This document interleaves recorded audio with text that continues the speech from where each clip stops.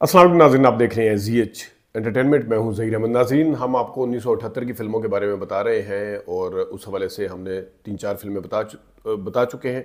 कुछ फ़िल्में हम पिछले साल भी कर चुके थे, जिसमें नजराना, सहेली और भी काफ़ी सारी फ़िल्में थी। लेकिन अभी एक तरतीब से हम चल रहे हैं, तो उस हिसाब से हम आज की जो हमारी फ़िल्म है, जिसका हम रिव्यू देने जा रहे हैं 1978 की, वो फ़िल्म है कोरा कागज़।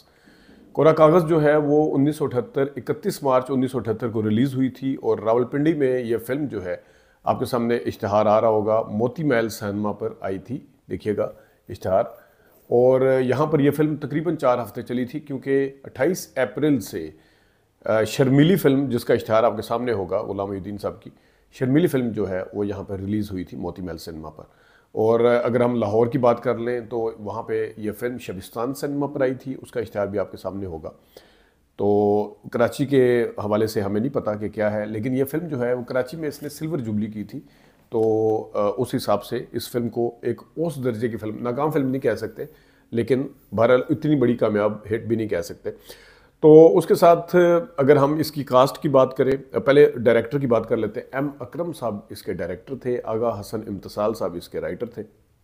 और इस फिल्म के अगर गुलकारों की बात करें तो उसमें मेहदी हसन, महनाज, मैडम नूर जहां, नाहिद अख्तर, ये चारों शामिल थे अपने ज़माने। उस हिसाब से सारे गुलकार इन्होंने बड़े टॉप के लिए थे। कास्ट की अगर बात कर ली जाए तो इसमें मोहम्मद अली ज़ेबा, कवि मुस्तफ़ा कुरैशी और मोहम्मद अली की फिर आगे जो अफजाल अहमद ने भी इसमें अहम किरदार अदा किया था।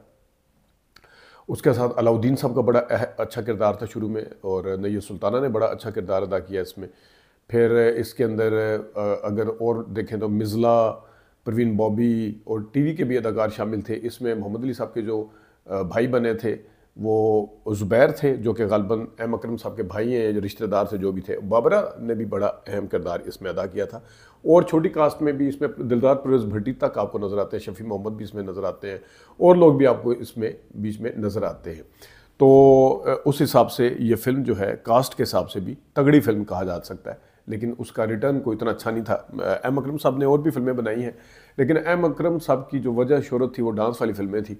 तो शायद ये भी एक वजह रही होगी कि उनको जब फैमिली फिल्म बनानी पड़ी थोड़ी सी इस उससे हट के, तो वो उसमें क्या हुआ। लेकिन बुनियादी तौर पर फिल्म जो है उसमें अलाउद्दीन साहब जो हैं, उनकी 2 बेटियां हैं। एक बेटी नगमा, नगमा ने बड़ा अहम किरदार, उनका मैं नाम भूल गया, नगमा की, क्योंकि उनकी शादी होती है अफजाल अहमद के साथ। बड़ी लंबी चौड़ी कास्ट है, तो बंदा कोई ना कोई नाम भूल जाता है। तो उनकी 2 बेटियां होती हैं। छोटी बेटी जो है वो बोल सकती है, बड़ी बेटी गूंगी होती है। गूंगी का किरदार अदा किया था नय्यर सुल्ताना ने। और उसमें जो अफजाल की शादी होती है छोटी बेटी के साथ, बड़ी रह जाती है, उनको बड़ा होता है। अजमल साहब इसमें मुंशी बने थे। अजमल साहब का भी बड़ा अहम किरदार था, उनके घर के होते हैं अलाउद्दीन साहब के। तो गूंगी की शादी जो है वो फिर अपनी बहन के बेटे के साथ कर देते हैं जनाब, वो होते हैं मोहम्मद अली साहब। मोहम्मद अली साहब का डबल रोल है, बाद में इनका बेटा भी मोहम्मद अली ही बनता है।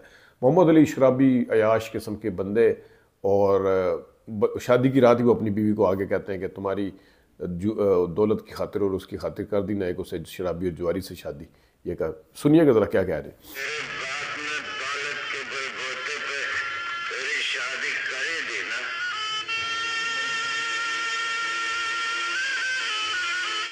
और मोहम्मद अली साहब की फिर अयाश तबीयत का एक और वाज़ह मुज़ाहरा यहाँ पे देखने को मिलता है, जिस वक्त वो एक मुजरा पार्टी में या महफिल में जाते हैं जहाँ पे डांस वांस हो रहा है, किसी से दिल ना लगाना या कभी खुदा के लिए, मैडम नूर जहाँ का गाना है, वहाँ पे मोहम्मद अली साहब को आप देख सकते हैं कि किस तरीके से वो मतलब बीवी का फ़िक्र नफ़ा का बिल्कुल उस चीज़ को इस्टाब्लिश करने के लिए ये बताया गया। देखिएगा ज़रा।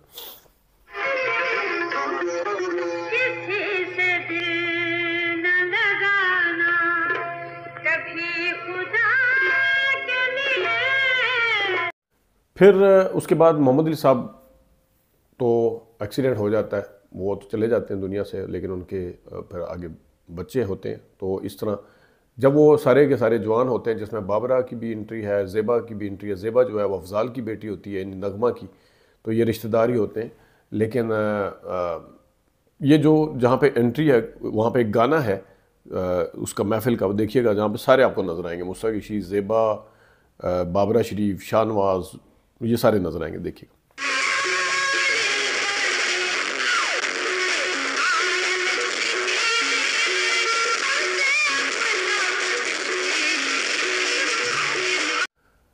मोहम्मद अली साहब का जो छोटा भाई होता है ज़ुबैर, जिस तरह मैंने बताया, वो लुडन मियाँ, ख्वाजा एंड सन वाले और हिदायत दिन ड्रामे वाले, ये रिश्तेदार भी थे गालिबन, जो डायरेक्टर थे अकरम साहब उनके। वो उनके साथ बाबरा का पेयर है। बाबरा एक ब्यूटी पार्लर में काम करती हैं और अदीबा उनका नाम होता है, लेकिन कबीर साहब ने भी बड़ा अहम रोल अदा किया था। देखें ना, मुझे याद आता जा रहा है सारा कुछ। तो वहाँ पे एक गाना है, ओ बरखा रानी तेरी मेहरबानी, नाहिद अख्तर का गाना है, सुनिएगा ज़रा।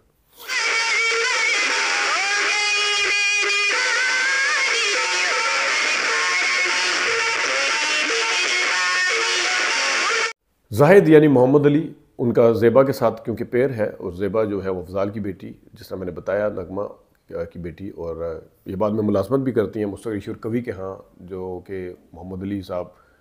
खैर, इसके ऊपर मैं ज़रा बात करता हूँ बाद में। तो तेरी मोहब्बत का इकरार आंखों में, जीना तेरी बाहों में, मरना तेरी बाहों में, महनाज का बड़ा खूबसूरत गाना, बड़ा मज़ा आता सुन के, देखिएगा।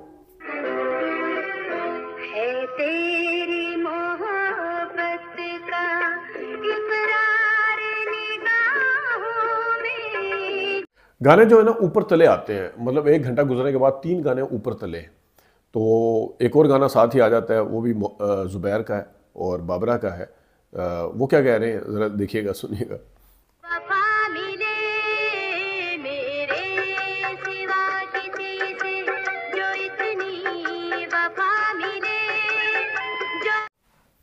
जो गाना हमने इस फिल्म को देखने से पहले जो हमारे कानों में पड़ा था, मेहदी हसन खान साहब का, और जो इस गाने का एक फिल्म का थीम सॉन्ग कह सकते हैं, क्योंकि उसमें फिल्म का नाम भी आता है, मेरे दिल का कोरा कागज़ लिख दिया तेरे हुस्न के नाम। इसमें मोहम्मद अली और ज़ेबा, और फिर खान साहब की आवाज़ है, गायकी भी अच्छी है, पिक्चराइजेशन भी बहुत अच्छी है, देखिएगा।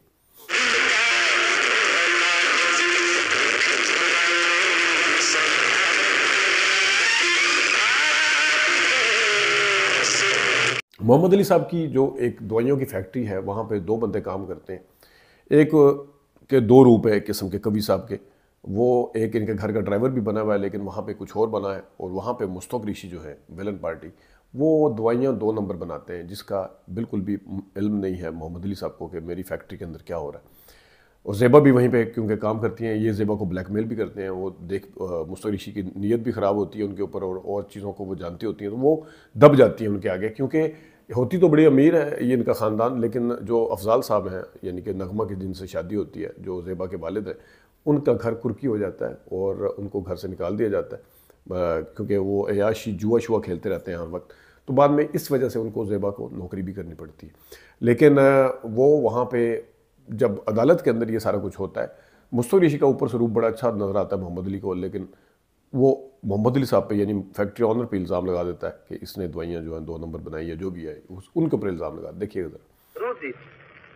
लेकिन योर ऑनर, शराफत मेरा दोस्त नहीं, इसकी कंपनी का डीलर था जो 40 दवाएं बेचता है और सजा याफ्ता है। वहाँ पे मोहम्मद अली साहब पुलिस की कस्टडी में भी होते हैं। गूंगी वालदा जो है वो हॉस्पिटल में होती है, वहाँ जाके वो कहते भी हैं कि माँ तेरी गवाही बहुत ज़रूरी है, बताएं कि फैक्ट्री को आग किसने लगाई थी, क्यों आप उस रात फैक्ट्री गई थी, जब दवाइयों वाली फैक्ट्री में आग लगी थी, किसने लगाई थी। तो वो क्योंकि मोहम्मद अली पर इल्ज़ाम लगा होता है, तो सारे कहते हैं कि अपनी फैक्ट्री को, मतलब मोहम्मद अली साहब खुद भी अदालत के अंदर आर्गूमेंट करते हैं कि अपनी फैक्ट्री को कौन आग लगाता है। लेकिन बहरहाल उनकी, क्योंकि उनके हक़ में गवाही नहीं होती, तो वो अपनी वालदा के पास जाते हैं। वालदा बेचारी गूंगी है, बोल नहीं सकती, वो उनके डायलॉग सुनती है, लेकिन अब तड़पती है। वो चले जाते हैं, उसके बाद वो तड़पती है, बेड के ऊपर ही उनको ज़ुबान तकरीबन वापस आ जाती है। लेकिन स्क्रीन के ऊपर अब आप सुनेंगे कि किस तरीके से अदालत में खड़े होकर जो माँ, गूंगी माँ थी, उनकी ज़ुबान वापस आती है और वो किस तरह गवाही देती है। देखिएगा। आप बोल सकती हैं? हाँ, मैं बोल सकती हूँ, मैं बोल सकती हूँ, मैं बोल सकती हूँ, मैं बोल सकती हूँ, मैं बोल सकती हूँ। ज़ुबान वापस आने का सीन आपने देखा है। अब आगे का सीन जो नैय्यर सुल्ताना के, आपको पता है डायलॉग की, बोलने की ज़बरदस्त मलका हासिल था उन्हें, मलका जज्बात भी उन्हें कहा जाए तो।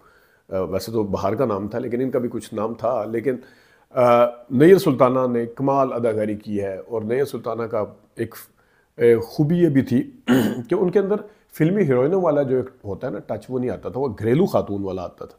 वो अपने उपराय में आप देख लें, उनकी वालदा वहीद माल की बनी है, किसी भी फिल्म में उठा के देख लें, तो पहचान फिल्म में देख लें उनका कितना अच्छा किरदार, मतलब थोड़ा था लेकिन एक सिंबॉलिक किरदार था। तो इसमें भी आप देखें कि उनके जो डायलॉग डिलीवरी है कितनी ज़बरदस्त अदालत के अंदर। देखिए, खुदा जिंदगी देता है और कातिल छीन लेता है जिंदगी। कातिल दुश्मन है खुदा की सफात का और खुदा। तो नाजरीन, ये है कोरा कागज़ फिल्म, और इसके हवाले से दो चीज़ें जब हम उसके हिसाब से बात करते हैं, मैं फिर किसी दिन करूँगा, आजकल उनकी सेहत ठीक नहीं थी, लेकिन उन्होंने बताया था कि 2 फिल्मों के दौरान, एक तो उन्होंने खुद प्रोड्यूस की थी, उसमें भी मोहम्मद अली साहब के साथ इख्तलाफ हुआ था। इस फिल्म के अंदर भी उनका मोहम्मद अली साहब के साथ किसी बात पे इख्तलाफ हुआ था। एक तो ये बात थी। दूसरे, हमारे सगे मामू जान हैं जो इस वक्त लंदन में होते हैं, वो बताते हैं कि जो अदालत के 2-3 सीन थे उसमें मुझे भी बिठाया गया था। वो लाहौर किसी काम से गए हुए थे, तो किसी रेफरेंस से वहाँ पे स्टूडियो पहुँचे और वहाँ पे उन्हें बिठा लिया गया था। हम उस सीन को देखने की कोशिश करते थे तस्वीरों में, स्क्रीनशॉट लेके भी, लेकिन हमें नहीं पता चला कि कौन से। एक के ऊपर हमें थोड़ा सा शक ज़रूर गुजरा था कि वो थे, तो वो बताते थे पूरा, वो बताते थे कि किस तरीके से सीन हुआ, क्या हुआ, सारा कुछ बड़ा इंटरेस्टिंग था। 2 चीज़ें वो बताते थे, एक शबनम साहिबा से हीथ्रो एयरपोर्ट है, दूसरा मैनचेस्टर में, इन दोनों में किसी एक जगह पे मुलाकात हुई थी 1979 में जब वो चले गए थे, या 78 में। और दूसरा वाक़या जो फिल्म के हवाले से वो बताते हैं, वो ये बताते हैं। तो ये फिल्म 1978 की कोरा कागज़, इसका रिव्यू आपके लिए हमने पेश किया। अपना फीडबैक देना ना भूलिएगा। बाकी फिल्मों के साथ भी हाजिर होंगे। अपना ख्याल रखिए। अभी तक के लिए इतना ही, इजाज़त दीजिए। अल्लाह हाफ़िज़।